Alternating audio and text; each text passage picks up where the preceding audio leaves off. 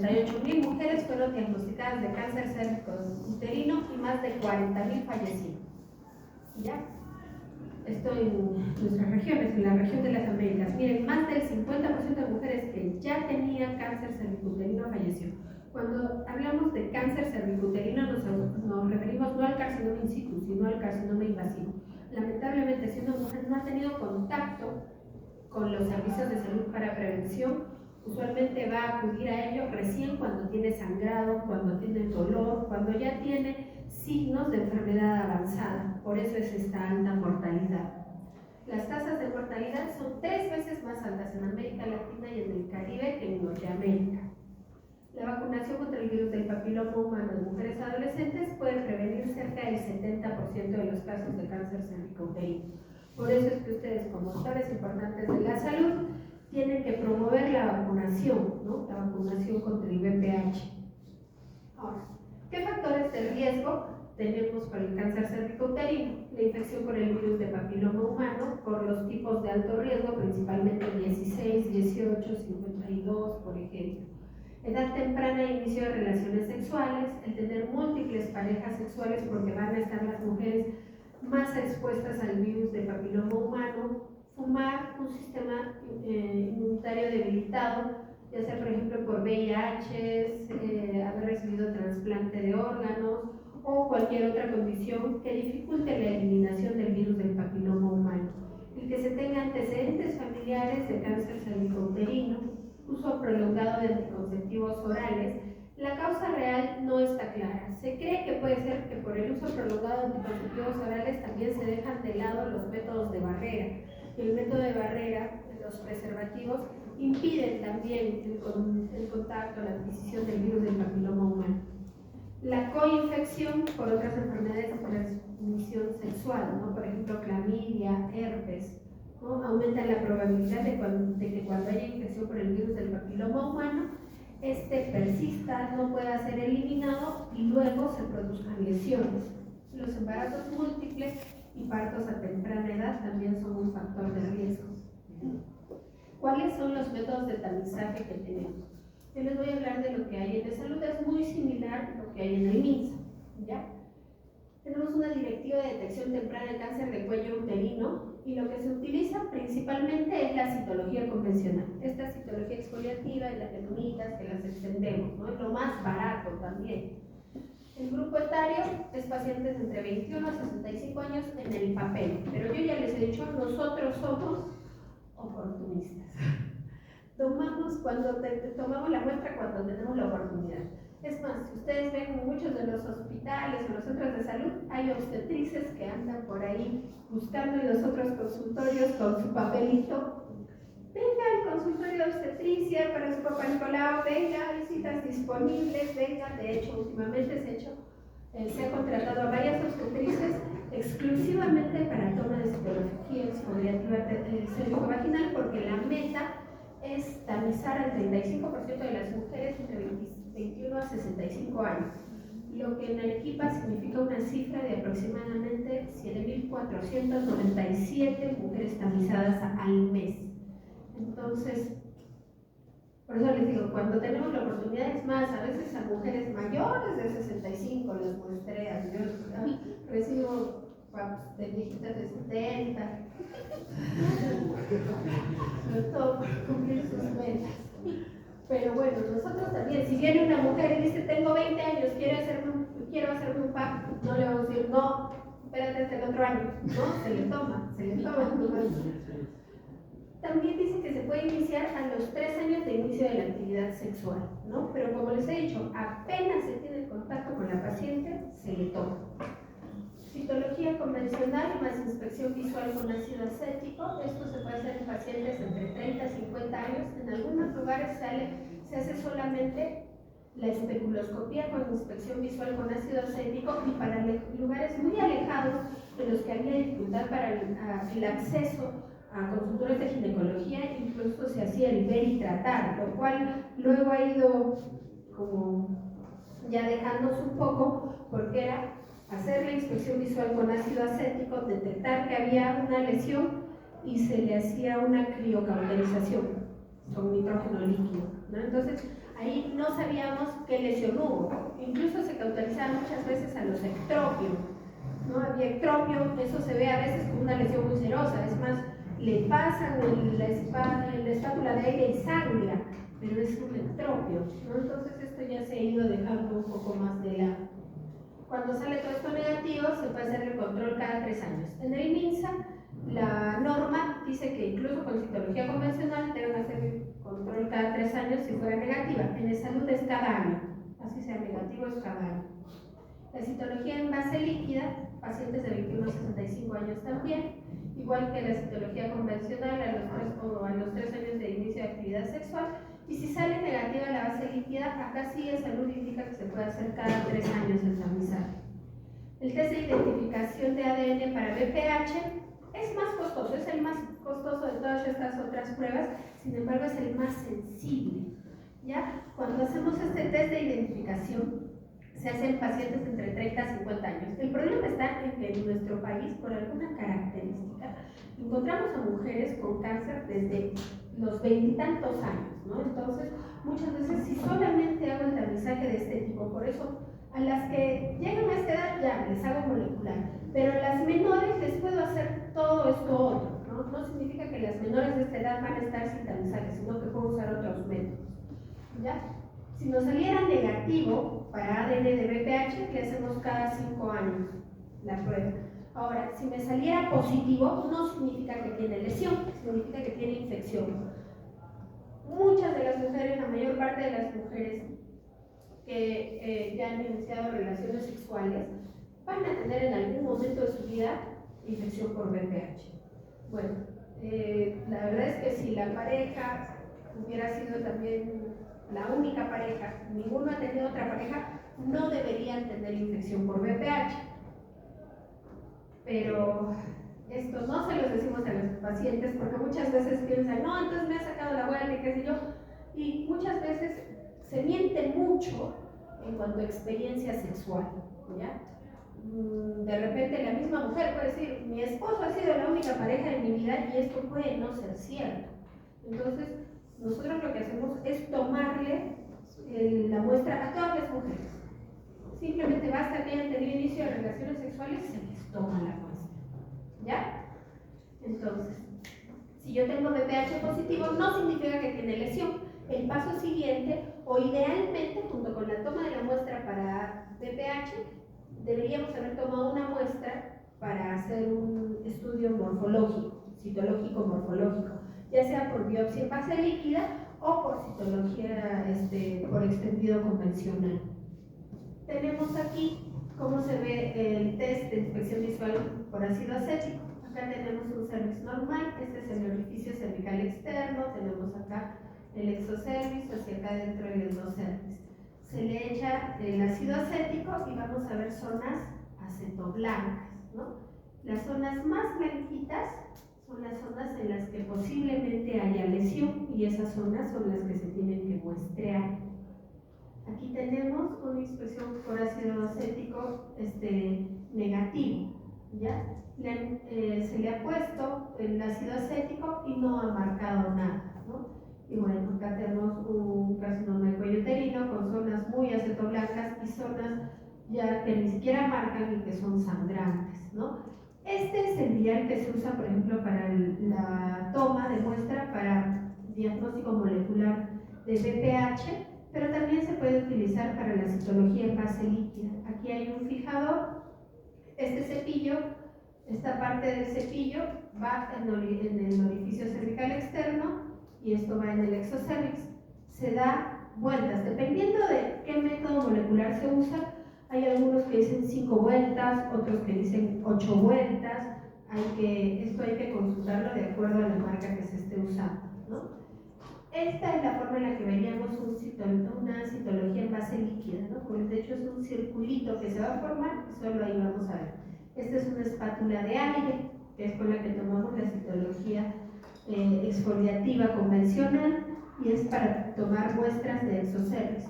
Y un cepillo o un hisopo, un citocepillo o un hisopo, se utiliza de repente para tomar las muestras de endocervix. quiero que recuerden un poquito de la anatomía y la histología normal del cuello uterino. Bueno, aquí estamos viendo un esquema de cómo se ven las células cómo se ve el endocérvix, ¿no? El endocérvix está cubierto por un epitelio glandular, que es así, ¿no? Es como arrugadito, hace sus glandulitas al fondo, y luego tenemos aquí una zona que se llama unión escamocolumnar. Es la zona en la que termina el epitelio columnar del endocérvix y comienza el epitelio escamoso del exocérvix, ¿no?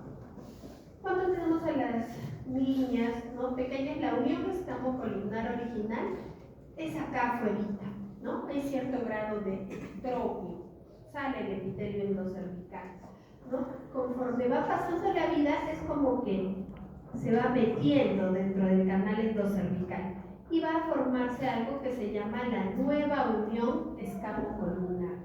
Estas células de acá del endocervix no es que caminen, sino que son reemplazadas por células escamosas a partir de las células de reserva que tiene este epitelio. Entonces, cuando yo lo veo en la colposcopía, ¿qué voy a ver? Voy a ver hasta aquí. Bueno, acá por ejemplo hay ectropio, ¿no? Entonces el epitelio endocervical va a estar hasta acá y a partir de esta línea punteadita para acá, epitelio exocervical. Ya en esta etapa en la que ya, digamos, la mujer, la niña está un poquito más grande, vamos a tener epitelio endocervical hasta acá. Acá va a ser el epitelio metaplásico, es decir, la zona que antes era de células endocervicales y ahora es de células escamosas, y aquí las células escamosas o el epitelio escamoso, ¿no?, normal. La zona de transformación es esto, ¿ya? La zona comprendida entre la unión escamocolumnar original y la nueva unión escamocolumnar. Y esta zona es sumamente importante porque aquí se van a dar la mayor parte de las lesiones del cuello uterino. Aquí va a empezar el cáncer del cuello uterino, ¿ya? Entonces, cuando nosotros tomamos la muestra, tenemos que estar seguros que se ha muestreado esa zona. En los criterios de Bethesda para satisfactoriedad no nos obligan a que esté muestreada esa zona bajo, bueno, el sistema de Bethesda de la publicación del 2014, pero se anda hablando de que a futuro muy probablemente sí se considere, ¿ya? Entonces, el sistema Bethesda se inició, la primera versión fue en Maryland en 1988, organizada por el Instituto Nacional de Cáncer en Estados Unidos, ¿no? Se convocaron a diferentes expertos para elaborar un sistema para informar los resultados de los encendidos de Papá Nicolau, porque había mucha disparidad, ¿no? George Papá Nicolau fue el que creó la tinción, ideó más o menos la forma de diagnosticar, pero hay mucha diferencia entre interobservadores e interobservadores expertos, ¿ya? Entonces, esto trató de hacer que todo sea más uniforme, que todos hablemos el mismo idioma, porque así como los patólogos narran diagnósticos distintos, los ginecólogos no sabían cómo tratar a sus pacientes. Porque un patólogo le decía una cosa, el otro le decía otra cosa, mandaban a ver esto por un tercer patólogo, le decía otra cosa y no había cómo desempatar, ¿no? Entonces se hizo un acuerdo, ¿ya? Y salió otra versión en el 2001 y luego una última versión en el 2014, que es esta. Los acuerdos. División binaria de las lesiones escamosas intraepiteliales de alto y bajo grado. Por sus siglas en inglés, HSIL y LSIL. ¿Ya? ¿Por qué? Porque por la utilidad clínica. Si yo tenía en el primer diagnóstico una lesión de bajo grado, lo que tenía que hacer era seguimiento, ¿no? Ver cómo iba esta paciente, porque en teoría debería el sistema inmune eliminar al virus del papiloma humano y deberían los epitelios regresar a la normalidad en un lapso aproximado de 6 meses. Entonces, si a los 6 meses tomábamos la muestra y seguía la lesión de bajo grado, había que mandar a biopsia, ¿no?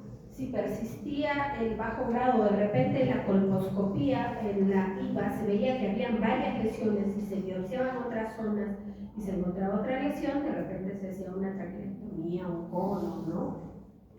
Ahora, en el caso de las lesiones de alto grado, no se les hacía este seguimiento, se iba directamente a la colposcopía y biopsia. Mientras menos categorías tenemos, mejoramos la variabilidad de un observador y la reproducibilidad de otros, ¿no? Porque el LSI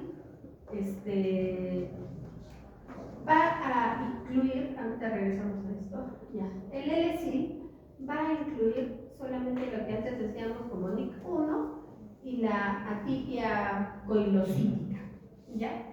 Mientras que el LSI, el HSI, las lesiones de alto grado, van a incluir NIC2, NIC3 y carcinoma in situ, ¿ya?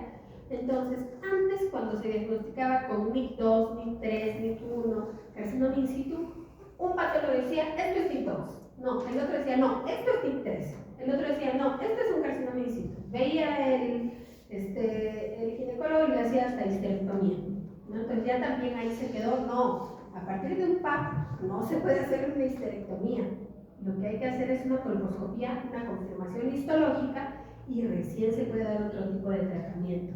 La variabilidad de las lesiones es muy amplia, ¿ya? Es decir, yo de repente quiero que haya límites marcados, ¿no? Acá termina el NIC2, acá comienza el NIC3, acá termina el NIC3 y acá comienza el carcinoma in situ. Pero la verdad es que no es tanto así. Cuando hablemos de qué cambios vamos a tener, vamos a ver que se trata de agrandamiento nuclear, de falta de maduración. Entonces, no es que de repente yo medía, no sé, 102 micras y de repente empiezo a medir 200 micras de golpe, ¿no? Como núcleo. No, es que este núcleo tiene que ir creciendo, ¿no? Entonces, eso es lo que produce la variabilidad interobservador. Además del negativo para lesión intraepitelial o malignidad, de las lesiones de bajo grado y las lesiones de alto grado, tenemos otras categorías como el ASCUS y el ASCACH. No son realmente diagnósticos, lo que son son categorías, ¿ya?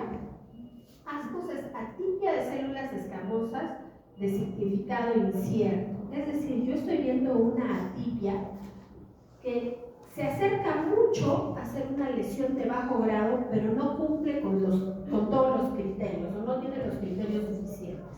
El ASCACH también es una atipia de células escamosas, pero en células más pequeñas, más inmaduras, y me recuerdan mucho a una lesión de alto grado, pero de igual manera que el ASCUS no cumple con todos los criterios y no me alcanza para decirle alto grado. Sin embargo, ¿qué se hace con los ASCACH? Se los trata como que fueran lesiones de alto grado, los tengo que mandar a colposcopía. Los ASCUS, ¿qué se hace? Como que fueran de bajo grado, seguimiento. Eliminamos otros factores que podrían producir atipia. De repente la paciente tiene un DIU, de repente la paciente tiene una infección. Entonces, modificamos todos esos factores y se le vuelve a tomar la muestra a los 6 meses. Persiste el ASCUS, podemos mandar la colposcopía. Aquí tenemos, las lesiones del epitelio escamoso en comparación con lo que vamos a ver, la citología con la histología y con la clasificación de los NICs, ¿no? Es un resumen. Ya habían visto en la histología, acá para decirlo de manera más simple, vamos a ver que hay una inmadurez predominante en el tercio más profundo, el más cercano a la membrana basal, y luego empiezan como a madurar las células.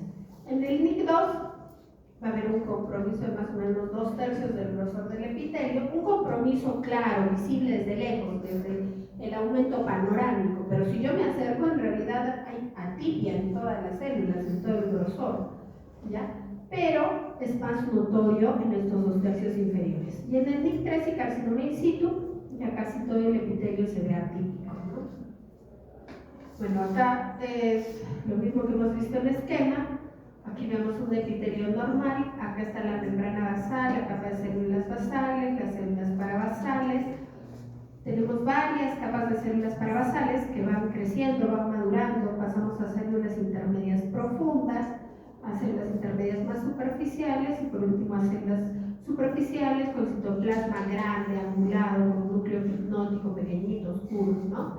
En la lesión de bajo grado vemos un poco de desorden Los núcleos persisten grandes, como que fueran de células inmaduras, más o menos en un tercio, ¿no? No vemos esta variación, este crecimiento, y luego empezamos a ver cómo que empiezan a madurar. En las lesiones de alto grado, ya como habíamos dicho, se va a ocupar esta inmadurez 2 o hasta 3 tercios del epitelio. En el cáncer de cuello uterino, nosotros decimos cáncer de cuello uterino, hacemos una distinción con el carcinoma in situ, le decimos así al invasivo, cuando estas células han atravesado la membrana basal y están entrando, ¿no?, hacia el estroma subyacente. Calidad de la muestra. De repente les van a decir, tu muestra es insatisfactoria. ¿Y esto por qué puede haber sido? Diferentes factores. No se ha muestrado el mínimo, que es entre 8.000 a 12.000 células en un extendido convencional, o por lo menos 5.000 en uno de base líquida. Podemos ser ligeramente flexibles en algunos casos, como que la paciente haya recibido radioterapia, que la paciente sea una paciente atrófica, por edad, ¿no? Pero normalmente se deben cumplir estos criterios. También, si no podemos asegurar que esta muestra pertenece a esta paciente, también vamos a decir insatisfactorio, ¿no? Ahora, debemos consignar la presencia o ausencia de células endocervicales, hematíes, inflamatorias, eso de las endocervicales y las metaplásicas, para dar calidad de la muestra. Esto sería un extendido insatisfactorio. Esto tendría que haber más campos, como 16, con esta cantidad de células, para poder decir satisfactorio, y esto lo más probable es que sea un extendido satisfactorio. ¿Qué células cuento? Células escamosas. Si tengo un montón de endocervicales normales, pero no tengo escamosas, es insatisfactorio. Estas son las células endocervicales, son células glandulares. Aquí están en panal de abeja y aquí están en empalizada, ¿ya? Estas son células de atrofia escamosa, parecen células endocervicales, pero son células escamosas. Aquí tenemos algunos microorganismos que podríamos encontrar. Esta de acá es una tricomona, no se ve muy bien, han perdido los flagelos. Acá tenemos Candida albicans, acá tenemos cocobacilos que están subidos sobre las células y son los cluceus. No necesariamente esto es Gardnerella, tampoco necesariamente esto es una vaginosis. Le decimos vaginosis cuando los cocobacilos han reemplazado a todos los lactobacilos, que son parte de la microbiota normal de la vagina. Ahora, acá tenemos una célula atípica multinucleada con columpamiento nuclear e marginación de la cromatina, y todo esto me dice que es un herpes. Acá tenemos células reactivas, ¿no? Veo que hay como muchos nucleolos, están los núcleos un poco agrandaditos, pero no lo suficientemente grandes como para decirles células de bajo grado, ¿no? Una lesión intraepitelial de bajo grado. Esta es una paciente que presentaba leucorrea, estaba en el 14º día de su ciclo menstrual y tiene agrandamiento nuclear leve, ¿no? Algo de agilia, como cierto apolillado. Esta paciente tenía una infección por tricomona. Estas son las células metaplásicas, que son células normales, son las de la zona de transformación. Es normal encontrar una metaplasia escamosa en el cuello uterino. Todas las mujeres tienen eso, ¿ya? Las metaplasias en otras zonas, como el esófago, como el estómago, son anormales, pero en el cuello uterino son normales. Esta es una atipia reactiva, reparativa. Las células salen como un cardumen, pero todos los núcleos tienen el mismo tamaño. La lesión de bajo grado va a presentar los cambios asociados a la infección por el virus del papiloma humano, va a incluir al NIC1 o la displasia leve, ¿no?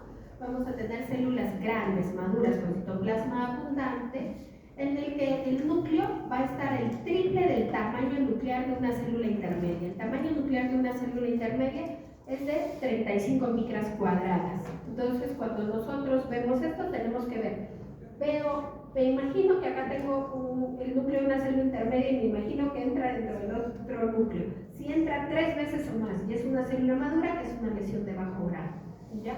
También puede presentar denucleación, multinucleación, cromatina de distribución uniforme, granular, condensada, densamente opaca.